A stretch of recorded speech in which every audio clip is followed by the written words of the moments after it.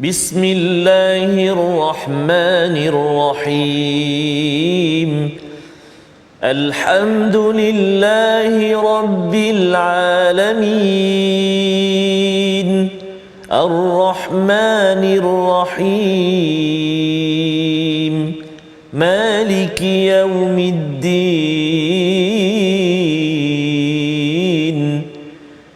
إياك نعبد وإياك نستعين اهدنا الصراط المستقيم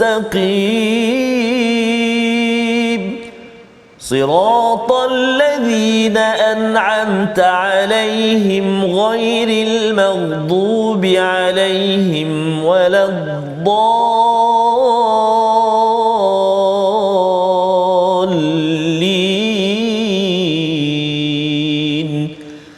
آمين صدق الله العظيم. Assalamualaikum warahmatullahi wabarakatuh. Alhamdulillah wassalatu wassalamu ala Rasulillah wa ala alihi wa man wala syada la ilaha illallah syadana Muhammadan abduhu wa rasuluhu. Allahumma salli ala sayidina Muhammad wa ala alihi wa sahbihi ajma'in. Amma ba'du. Apa khabar tuan-tuan dan puan yang dirahmati Allah sekalian? Kita bertemu dalam My Quran Time baca faham amal pada hari yang berbahagia ini.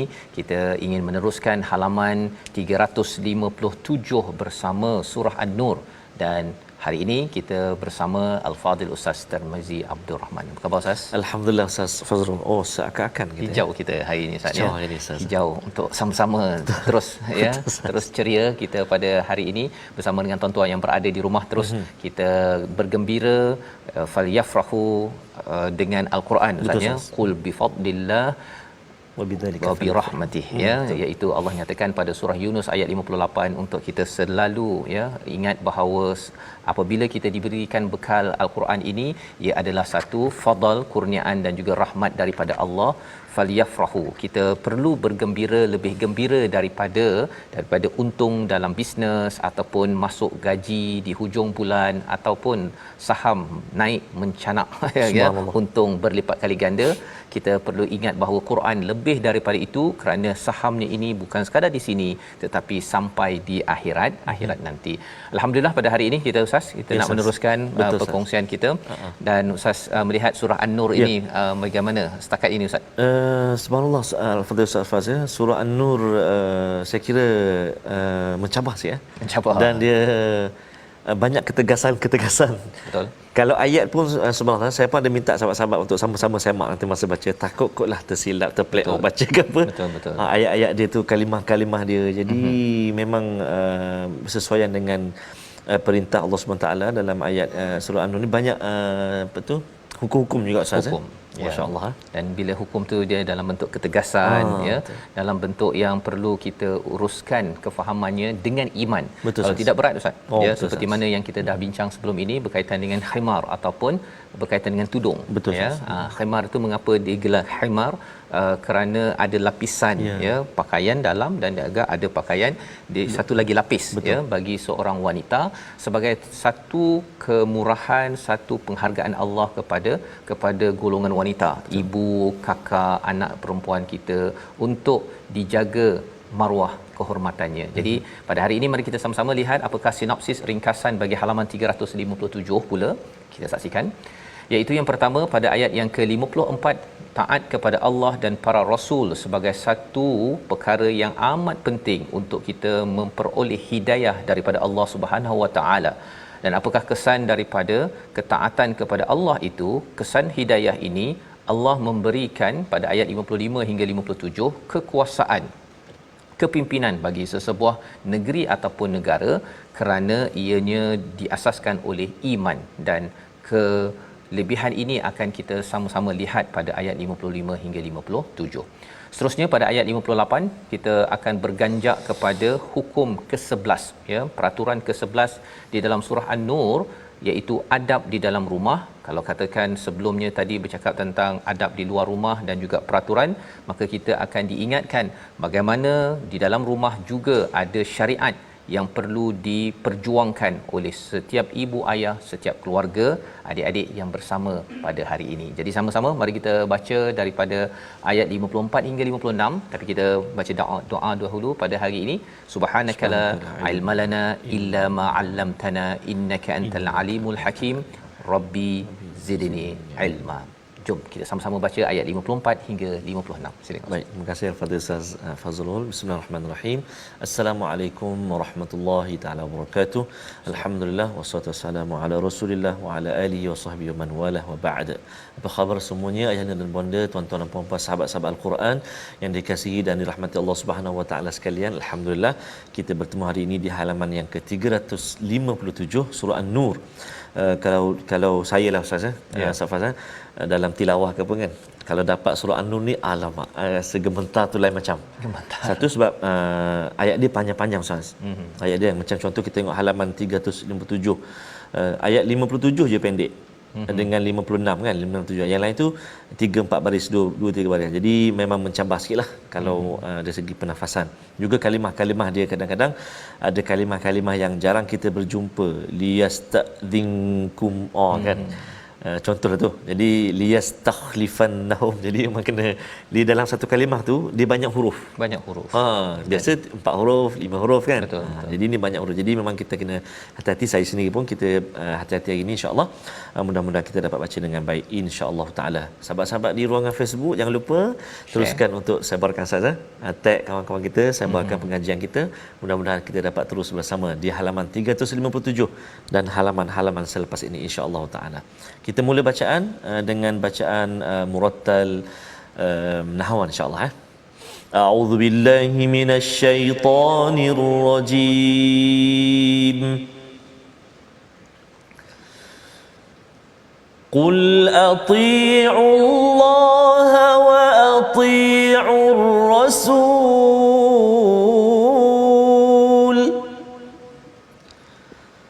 fa in تولوا فإنما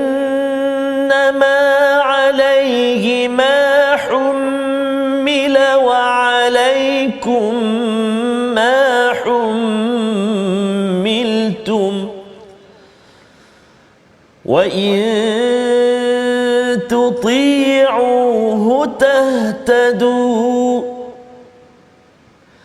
وما على الرسول إلا البلاغ المبين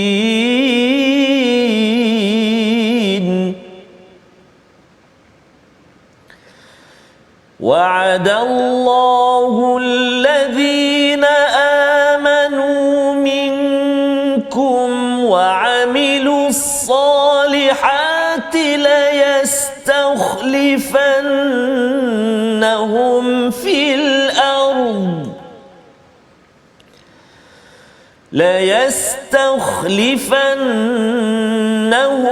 في الأرض كما استخلف الذين من قبلهم وليمكنن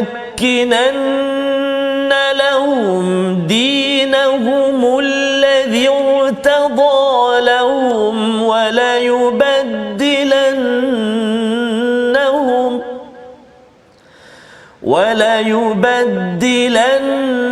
وليبدلنهم من بعد خوفهم أمنا يعبدونني لا يشركون بي شيئا ومن كفر بعد ذلك فأولئك هم الفاسقون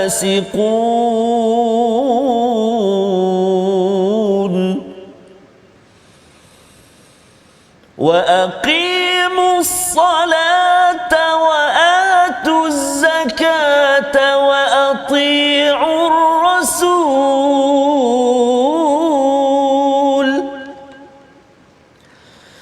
وأقيموا الصلاة وآتوا الزكاة وأطيعوا الرسول لعلكم ترحمون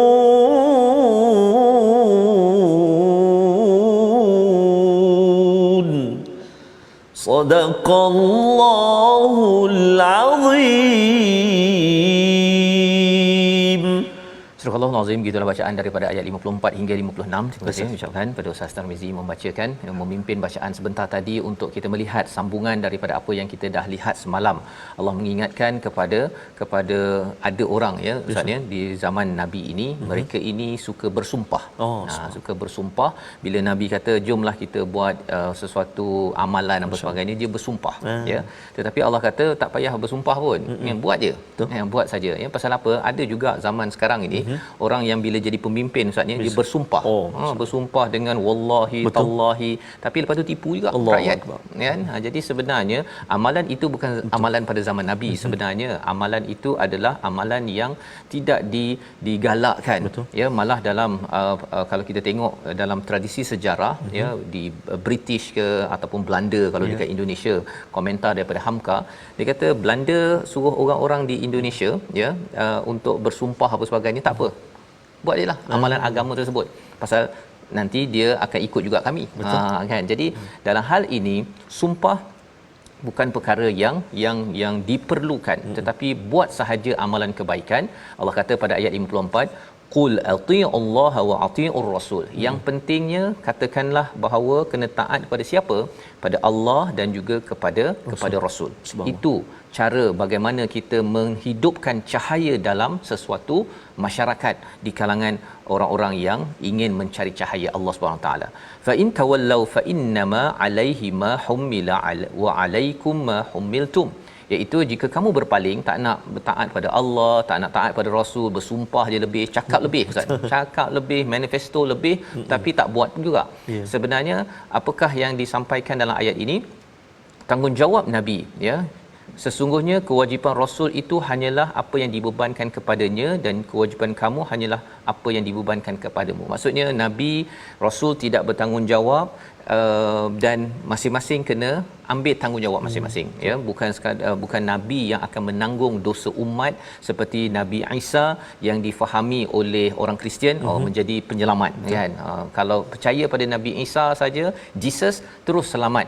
Itu bukan konsep di dalam Al-Quran, di dalam Islam. Masing-masing bertanggungjawab. Nabi, Rasul menjalankan tanggungjawab, pemimpin jalankan tanggungjawab, rakyat kita sebagai manusia perlu melaksanakan tanggungjawab kita, taat pada Allah dan juga taat pada Rasul. Buat kerja. Jangan banyak manis mulut semata-mata. Wa in tuti'u tahtadu. Menarik ini Ustaz ya. Jika kamu mentaatinya kepada Allah dan Rasul, kepada Rasul, tahtadu, kamu akan diberi hidayah. Kamu akan dipimpin untuk menuju ke syurga Allah Subhanahu Wa Taala. Itu kepentingan taat. Ketaatan dengan kita melaksanakan apa yang diseru oleh Allah, yang diseru oleh Rasul. Pasal ada isu Ustaz ya. Ada orang yang dia kata saya taat pada Allah, tapi saya tak nak taat pada Rasul. Sunnah Nabi, hadis Nabi saya tak. Saya ambil Quran sahaja. Itu sebenarnya orang yang tak baca Quran sangat kot. Okey. Kalau baca Quran yang sebenar-benarnya ayat 54 ini, wa in tuti'uhu tahtadu, jika kamu mentaati Rasul itu kamu akan diberi hidayah. Wa ma 'alar rasul illal balaghul mubin. Tidaklah tanggungjawab pada Rasul itu kecuali al-balagh al-mubin. Istilah ini keluar pada surah Yasin. Nanti kita akan tengok Ustaz ya. Wa ma 'alaina illal balaghul mubin. Nabi ini ketika menyampaikan mesti balagh ini sampai ke hati. Ya, sampai ke hati. Yang keduanya mubin, mesti dengan fakta yang jelas. Kadang-kadang fakta jelas tapi tak sampai. Orang sampai tertidur contohnya kan. Ataupun memang menarik kan, cakapnya memang menarik tapi rupanya tin kosong Ustaz. Allah. Tak nak juga. Ya. Kaedah Nabi ketika bercakap, how-nya itu al-balagh, cara dia itu menarik dan juga sampai ke hati, tapi lebih daripada itu adalah mubin, dengan cara yang jelas. Ini kaedah komunikasi lah Ustaz ya. Ketika bercakap, ketika menyampaikan tazkirah, perlu perkara panduan daripada Rasul ini kita ambil sebagai panduan. Cikgu-cikgu public speaker ya, pengucapan awam boleh mengambil panduan al-balagh al-mubin ini sebagai panduan. Apabila kita sudah pun mengikuti kepada Allah dan Rasul, taat pada Allah dan Rasul, apa jadi ya? Allah menjanjikan sesuatu kepada orang beriman daripada kamu wa amilus solihat, yang sentiasa berbuat baik. Berbuat baik dalam hal ini adalah ikut pada Rasul, perjuangkan apa yang diperjuangkan oleh Rasul. Sudah tentunya perjuangkan Quran Ustaz ya. Ini amal soleh yang dimaksudkan di sini, bukan sekadar amal soleh tu dia sembahyang seorang-seorang. Kemudian apa lagi dia kata saya baca Quran, saya tak nak baca pada hadis, tak nak ikut Rasul. Itu bukan amal soleh. Pasal amal soleh ini dia mestilah ada dua syarat, iaitu mesti ittiba' ataupun ikhlas kerana Allah dan juga ittiba' ala Rasul, iaitu ikut ikhlas kerana Allah dan juga mengikut kepada Rasul. Rasul dah sebagai model untuk amal soleh yang ada. Apakah tiga janji daripada Allah Subhanahu Wa Taala? Ya, ada tiga perkara. Kita nak baca daripada ayat 55, panjang sikit Ustaz ya. Tapi ayat ni amat biasa dibaca. Ada yang di peringkat negara negeri dia kata saya ni nak kuasa. Kan? Saya ni kalau boleh saya nak membawakan kepada negara ini kemajuan. Tapi sebenarnya segala manifesto yang ada, segala kempen yang ada tidak mungkin berjaya kecuali mengikut kepada panduan kenegaraan yang ada pada ayat 55 ini. Kita baca bersama. Baik, terima kasih kepada Ustaz Fazrul. Tuan-tuan dan puan-puan sahabat Al-Quran yang dikasihi Allah Subhanahu Wa Taala sekalian, kita nak baca lagi sekali ayat yang ke-55 kita baca sama-sama, boleh ikut insya-Allah. Mudah-mudahan tengok kat mana kita nak waqaf, kita nak sambung balik, ulang balik ibtidak dan sebagainya sebab ayat dia panjang sangat. Okey insya-Allah. A'udzubillahi minasyaitonirrajim. وعد الله الذين آمنوا منكم وعملوا الصالحات ليستخلفنهم في الأرض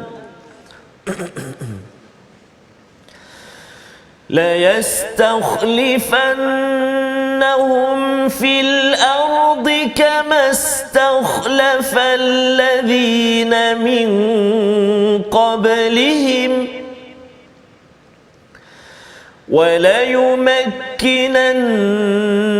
لهم دينهم الذي ارتضى لهم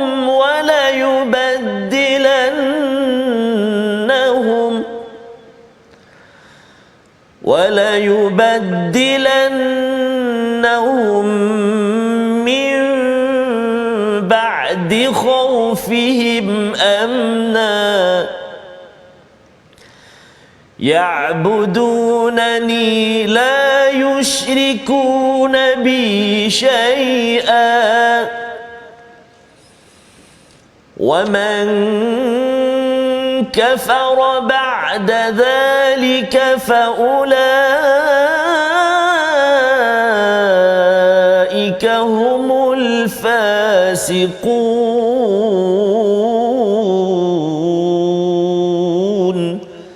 صدق الله العظيم. Surah Al-Azim ayat yang ke-55 ini menjelaskan kepada kita tiga janji Allah kepada orang beriman dan beramal soleh Ustaz ya. Iaitu yang pertama, Allah akan menjadikan mereka berkuasa di bumi sebagaimana telah menjadikan orang-orang sebelum mereka berkuasa. Istikhlifannahum, iaitu menjadi khalifah, pemimpin di muka bumi ini. Ya, kita tahu bahawa ada negara yang pemimpinnya bukan beriman Ustaz ya. Tetapi itu bukan janji Allah. Ya, itu bukan janji Allah, itu hanyalah mengisi kekosongan kerana mungkin orang beriman dan beramal soleh itu tidak cukup layak untuk memimpin pada waktu itu. Tetapi bila orang itu beriman dan beramal soleh sebenar-benarnya sebagaimana diperjuangkan oleh Nabi sallallahu alaihi wasallam, Nabi bukannya ahli politik, bukannya ingin menjadi negarawan di Madinah, tetapi kerana iman dan amal soleh Allah angkat menjadi pemimpin di Madinah, yang pertama. Yang kedua, wala yumakkinanna lahum dinahumul ladzir tadalahum, iaitu Allah akan meneguhkan agama yang dia redai kepada kamu, sehingga kan kita dapat beramal dengan sebenar-benarnya dalam sesebuah negara. Dan kita di negara ini, contohnya di Malaysia, kita dapat beramal dengan agama, tapi ada elemen yang belum lagi ikut agama, Allah akan teguhkan. Syaratnya apa? Syaratnya ialah kita perlu beriman dan menguatkan amal soleh kita, maka Allah akan berikan ganjaran ataupun janji yang kedua. Agama ini akan diteguhkan. Kalau katakan peraturannya, dari segi pengamalannya, dari segi anti rasuahnya ustaz ya, semua perkara itu Allah akan bagi. Dan yang ketiganya apa? Wala yubaddilannahum min ba'di khaufihim amna, akan rasa aman. Kalau di Madinah itu mereka masih berperang lagi ustaz ya, masih berperang, tetapi Allah kata apa? Kamu akan mendapat keamanan seperti mana sekarang ini Madinah tak ada perang dah. Ya, subhanallah. Itu adalah janji daripada Allah. Dan kalau katakan tidak beriman beramal soleh, Allah akan tarik satu demi satu. Betul. Satu demi satu, tak berkuasa, kemudian agama akan dimain-mainkan dan juga tidak ada keamanan. Ini perkara yang perlu kita beri perhatian bagi negara kita ini, bagi negara lain pun. Kita kalau nak dapatkan keamanan yang sebenar-benarnya, asalnya daripada iman. Iman ada kaitan dengan aman, tetapi ia adalah satu perjuangan. Dia bukan sekadar saya percaya 6 rukun iman terus dapat aman, tidak. Ia perlu diperjuangkan dengan amal soleh, dan inilah yang kita belajar daripada ayat 55. Membawa pada perkataan pilihan kita pada hari ini, kita saksikan, iaitu perkataan pada hari ini adalah fasaqa, iaitu fasik ataupun derhaka. Ini adalah kumpulan penderhaka kepada sesebuah negara. Kalau mereka tidak mahu untuk taat kepada sebuah negara yang baik, ya, yang beriman, maka orang ini adalah sebagai traitor ataupun penderhaka kepada sebuah negara. Maka kumpulan ini adalah sesuatu yang perlu diuruskan agar negara tidak kacau bilau, tidak rosak kerana mereka melakukan perkara fasik, jenayah, derhaka di dalam sesebuah negara. Kita berhenti sebentar. Kita ingin menyambung kembali selepas ini. Apakah lagi yang perlu dibuat oleh seorang yang diberi kuasa dalam sesebuah kepimpinan negara ataupun negeri? Kita kembali dalam My Quran Time, baca faham amal, insya-Allah.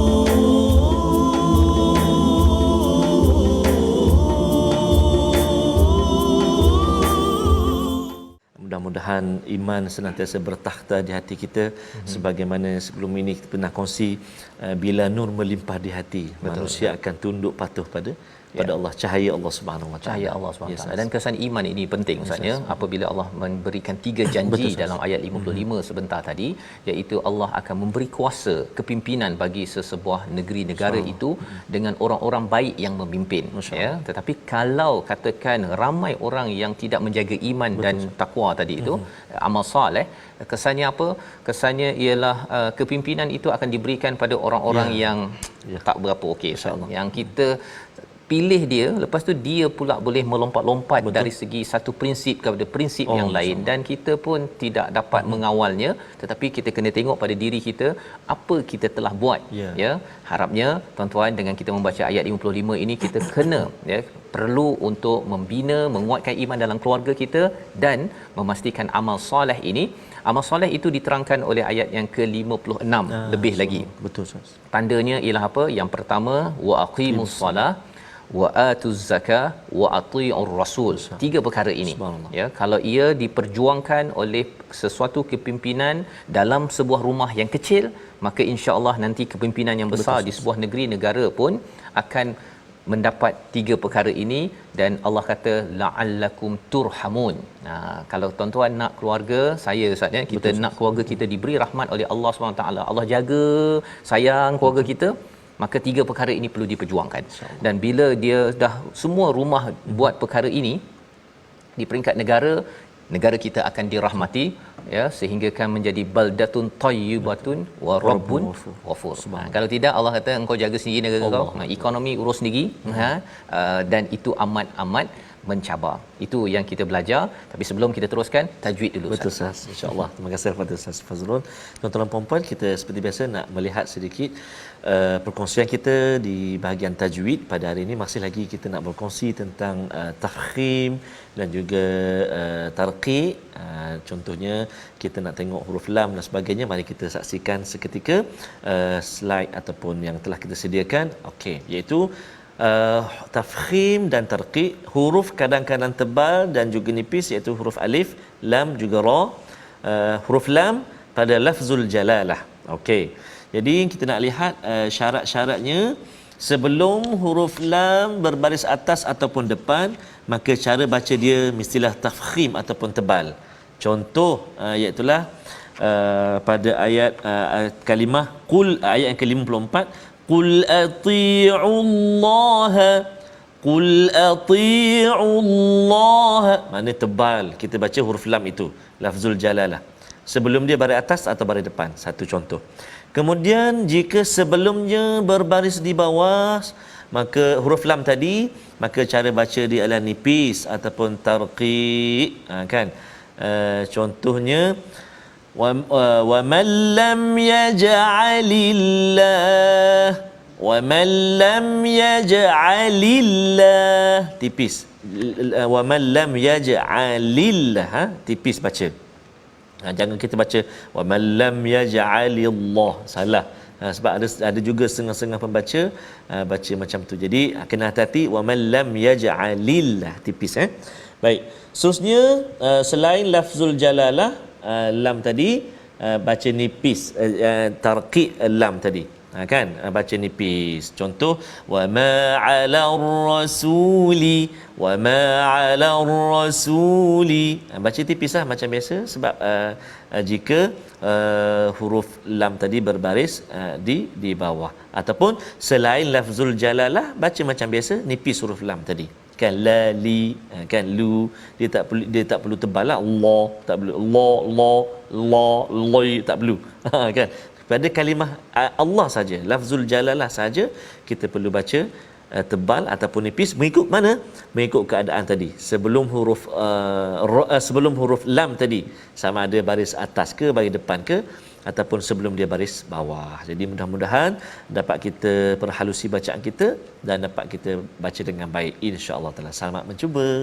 Alhamdulillah, terima kasih ucapkan pada Ustaz Tarmizi tentang baris bawah, baris depan dan baris atas. Ustaznya ada bertemu dengan lafzul jalalah. Ada yang tanya lafzul jalalah itu Ustaz, apa maksud jalalah, kan? Betul. Jadi lafaz al-jalalah itu merujuk kepada perkataan Allah Subhanahu. Kalau katakan perkataan Rabb ke, itu lain. Ini perkataan Allah itu sendiri. Dan harapnya itu ilmu barulah Ustaz. Kan dulu saya pun tanya lafzul jalalah ni apa, itu belum lagi jalla wa ala, kan. Saya dengar jalla wa ala ni apa pula, kan. Okey, tapi lebih kuranglah tu, lebih kurang kita bercakap tentang Allah Subhanahu wa taala. Dan Allah itu adalah satu istilah tentang Tuhan yang khusus Ustaz, ya. Dia tidak ada dalam agama-agama, dalam agama syirik tidak ada, ya, Allah ini. Jadi itu sebabnya bila orang cakap tentang penggunaan nama Allah baru-baru ni, kan, setahun 2 tahun yang lepas, sebenarnya kita kena faham konteks mengapa orang nak guna nama Allah. Kalau untuk mengelirukan, ya, tetapi kalau untuk membawa pada tauhid, memang itulah tujuan di dalam Al-Quran. Jadi pembelajaran kita hari ini ni, bila ada masa kena tebal, ada kan masa nipis, sebenarnya nak menunjukkan kita sensitif. Subhanallah. Dengan lafzul jalalah ini bukan boleh main-main. Tak boleh. Tak boleh. Baca pun dah tahu. Kalau siapa main-main lillah, kan, jadi itu kita merasa lain macam, kan. Belum lagi kita cakap tentang ketauhidannya. Baik.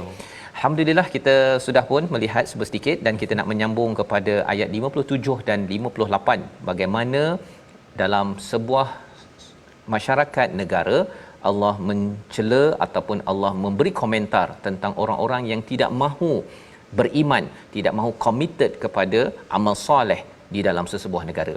Ayat 57 dan seterusnya dibawakan kepada ayat 58, kembali ke dalam rumah. Bila kita dah bincang luar negara, negeri, antarabangsa, Allah bawa balik ke dalam rumah. Ayat 57, 58. Terima kasih kepada Ustaz Fazrul. Subhanallah, tuan-tuan dan puan, menarik ayat 58 tu, kan. Nanti kita tengok apa pesanan Allah Subhanahu Wa Taala untuk kita amalkan insya-Allah. Mari kita baca dulu ayat 57, ayat 58, halaman 357. Kita dah baca awal tadi dengan nahwan ataupun kurdi, kita sambung dengan bacaan Hijaz insya-Allah. A'udzu billahi minasyaitonir rajim.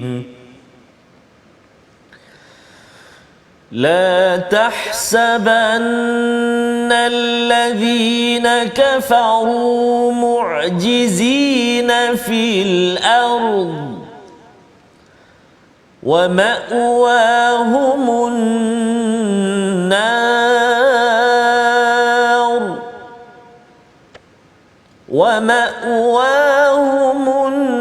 النار ولبئس المصير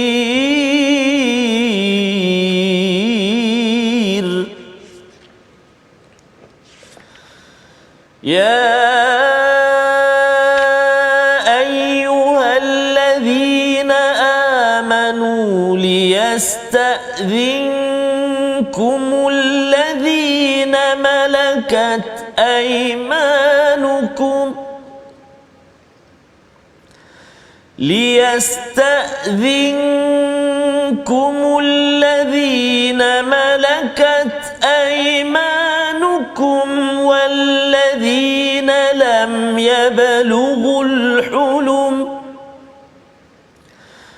والذين لم يبلغوا الحلم منكم 3 مرات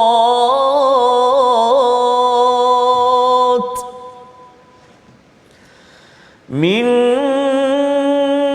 قبل صلاة الفجر وحين تضعون ثيابكم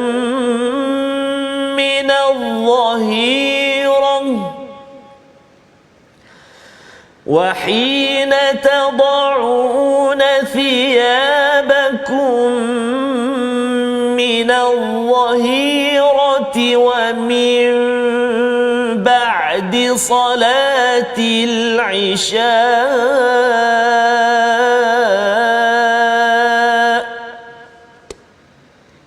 3 عورات لكم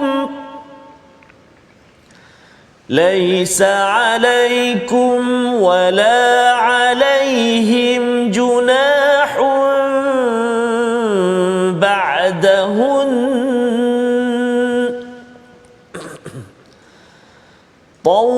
طوافون عليكم بعضكم على بعض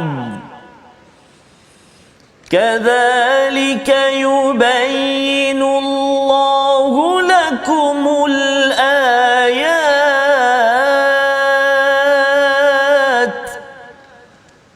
والله عليم حكيم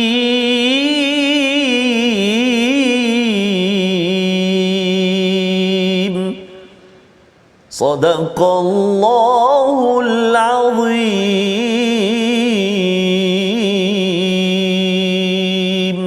Surah Al-Nazim, begitulah bacaan daripada ayat 57 dan 58, 2 ayat Ustaz ya. Panjang ayat 58 itu betul, ya.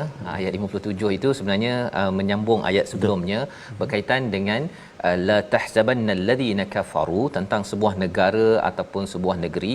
Jangan kamu mengira bahawa orang yang kufur ya, orang yang kufur ini adalah orang yang tidak mahu beriman kepada Allah, bahawa mereka ini mu'jizina fil ard, iaitu mereka ini dapat luput ataupun terjauh daripada azab di dunia ini lagi, di bumi ini lagi. Wa ma'wahumun nar, malah lebih daripada itu mereka akan diazab dengan an-nar, dengan neraka Allah Subhanahu Wa Taala, wala bi'sal masir, dan kepadanya ataupun ini adalah tempat yang paling buruk. Cerita pasal apa? Sebuah negara, sebuah negeri, satu masyarakat. Kadang-kadang kita rasa Ustaz ya, sebuah negara itu dia tidak beriman dan dia nampak macam hebat, nampak macam kaya, prestige dan kemudian maju teknologi dan sebagainya. Kalau kita nampak sesebuah negara itu begitu, dalam masa yang sama orang itu tidak beriman, jangan kita merasakan bahawa orang ini lepas. Kan ada orang kata bahawa kan kita tengok negara-negara yang negara maju kan, mereka ni tak pun beriman tapi okey je negara mereka. Okey negara mereka itu kita nampak secara fizikal, tetapi kalau kita lihat dalam mata iman, mata iman tak okey. Tak okey ya. Macam ada orang yang dia kaya, tapi kalau dia ambil kaya itu dengan rasuah, ya, kita tahu bahawa itu adalah tidak okey dengan mata iman. Tapi kalau tengok dengan mata kasar kita, kalau dia pakai kereta lambang kuda Ustaz kan, kita rasa wow kan. Itu adalah dua perspektif cara melihat dengan mata iman dengan mata kasar yang perlu kita sedar perkara ini. Dan perkara ini perlu kita faham kerana apa? Kerana ia ada kaitan dengan ayat 56 sebentar tadi, iaitu kalau dengan mata iman, sesebuah negara, negeri, masyarakat itu pemimpinnya, pengikutnya, rakyatnya akan memperjuangkan tiga perkara. Yang pertama, wa aqimus solah wa atuz zakah wa atiur rasul, iaitu dirikan solat. Hubungan dengan Allah ini dijaga Ustaz. Ya.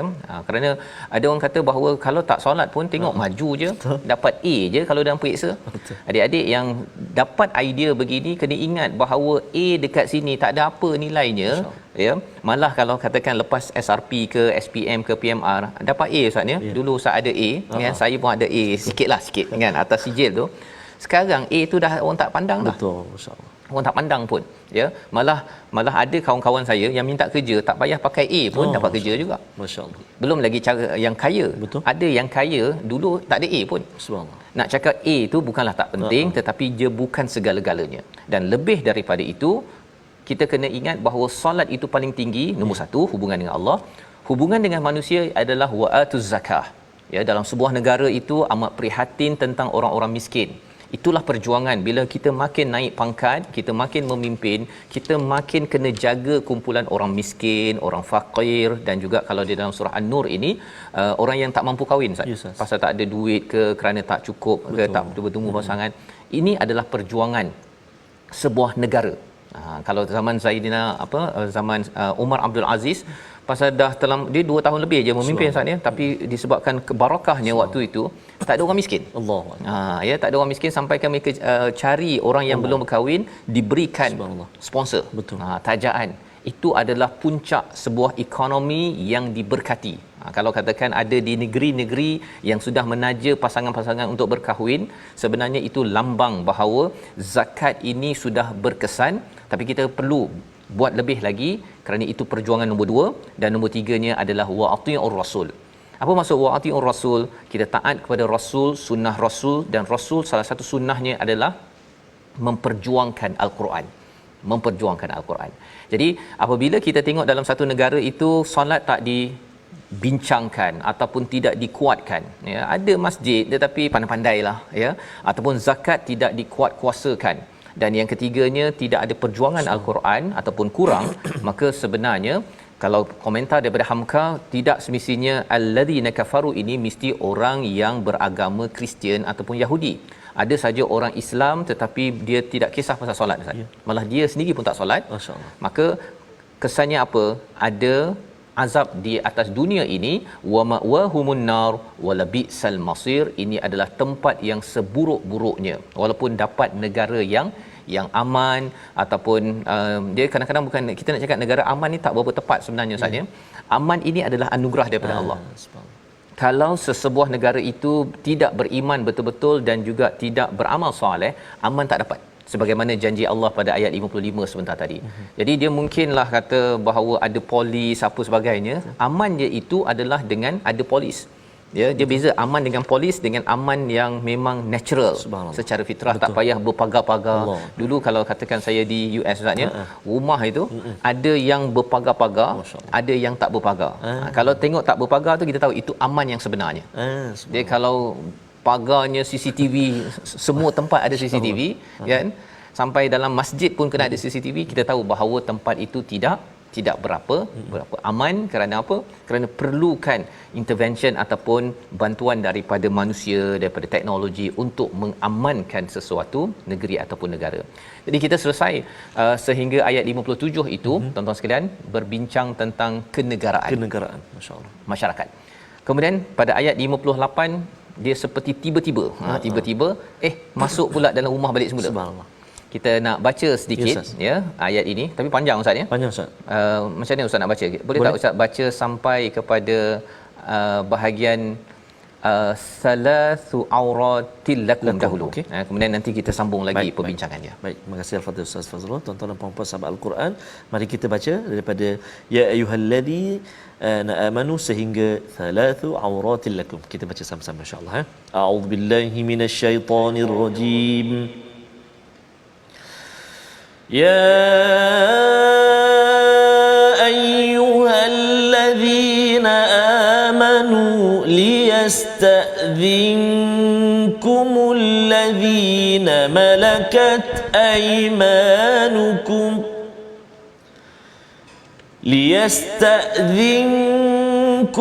الذين ملكت أيمانكم والذين لم يبلغوا الحلم منكم 3 مرات من قبل صلاة الفجر وحين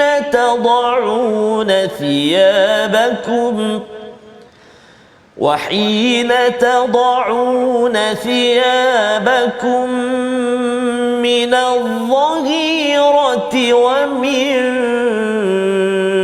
بعد صلاة العشاء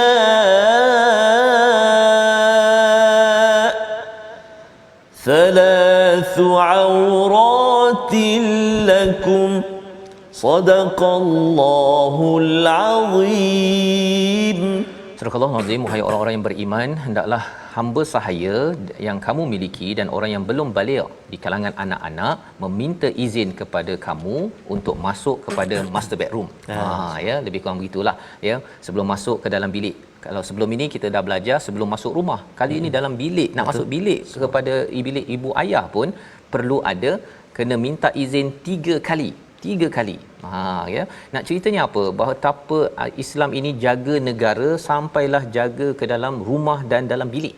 Allah ada peraturan, dan kalau tuan-tuan ya, kalau kita jaga 3 masa, ada 3 masa aurat ini, iaitu yang pertama iaitu sebelum fajar ya, iaitu istilahnya apa? Qablis salatil fajr.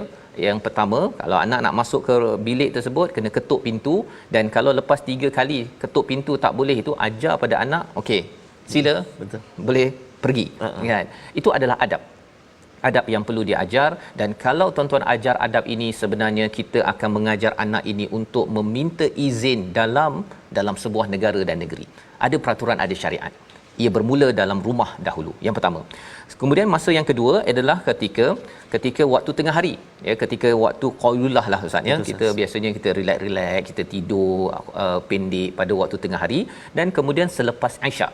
3 masa. 3 masa ini sebenarnya adalah masa fitrah yang perlu kita faham. Kalau katakan satu rumah itu si ayah, si ibu tidak ada masa ini ya, maksudnya kerja sampailah pukul 2 pagi, 5 pagi, 7 pagi ya, ataupun tidurnya itu kan sampai 7, 8, 9, 10 pagi. Maksudnya fitrah bagi sebuah keluarga, syariatnya itu tidak berapa okey. Dia mengganggu kepada produktiviti bagi sesebuah negeri dan negara. Jadi ini adalah satu daripada peraturan. Kalau tuan-tuan ada selak ya, kunci dekat rumah untuk pastikan anak tak masuk pada waktu ini, dan kalau anak nak masuk juga, kita mengajar peraturan ini, sebenarnya kita buat pahala. Ya, ini syariat. Ini bukannya sekadar ini nak buat-buatlah. Kerana kalau di dalam rumah kita dapat bina syariat Islam, insya-Allah syariat Islam akan terbina bagi sebuah negara yang besar yang kita cintai ini. Membawa pada resolusi kita pada hari ini, kita saksikan, iaitu yang pertama, resolusi kita taati Rasul untuk kita mendapat petunjuk ataupun hidayah daripada Allah Subhanahu Wa Taala. Yang kedua, tingkatkan iman dan amal soleh untuk layak dipilih menjadi pemimpin yang dibantu oleh Allah, bukan pemimpin yang dibiarkan. Dan yang ketiga, kita raih rahmat Allah dengan solat, zakat dan taat kepada Rasul sallallahu alaihi wasallam. Kita berdoa. Masih Ustaz. A'udzubillahi minasyaitonirrajim. Bismillahirrahmanirrahim. Alhamdulillahi rabbil alamin. Wassalatu wassalamu ala asyrafil anbiya'i wal mursalin wa ala alihi wa sahbihi ajma'in. Allahumma salli ala sayyidina Muhammad wa ala ali sayyidina Muhammad. Ya Allah ya Rahman wa ya Rahim, ampunilah dosa-dosa kami ya Allah. Ampunilah dosa mak ayah kami ya Rahman, mak ayah mertua kami, muslimin dan muslimat bi rahmatik ya arhamar rahimin. Ya Allah wa ya Rahman wa ya Rahim, kurniakanlah kepada pimpinan kami, ketua-ketua kami, Al-Quran sebagai cahaya penyuluh menunjukkan kepada kami, dikurniakan hidayah petunjuk daripadamu ya Allah, memimpin kami dengan penuh barakah dan juga ya Allah kemudahan ya arhamar rahimin. Allahumma inna na'udzubika minal barasi wal junun wal judhami wa min sayyi'il asqam walhamdulillahi rabbil alamin. Amin ya rabbal alamin. Moga-moga Allah mengabulkan doa kita pada hari ini untuk kita membina syariat di dalam rumah kita, membina syariat di dalam negeri negara kita dengan cahaya daripada Allah. Inilah yang kita ingin perjuangkan dalam tabung gerakan Al-Quran. Untuk tuan-tuan terus menyumbang pada hari ini, ya, pada setiap hari ada infak, perjuangan wa'ti'ur rasul, kerana kita tahu bahawa taat pada rasul ini memerlukan pada perjuangan harta dan juga diri untuk memastikan Al-Quran diangkat dalam masyarakat. Kita bertemu lagi dalam siaran ulangan pada malam ini dan juga pagi esok, dan teruskan bersama My Quran Time, halaman baru untuk sama-sama kita mengambil permata cahaya daripada Quran. My Quran Time, baca faham amal, insya-Allah.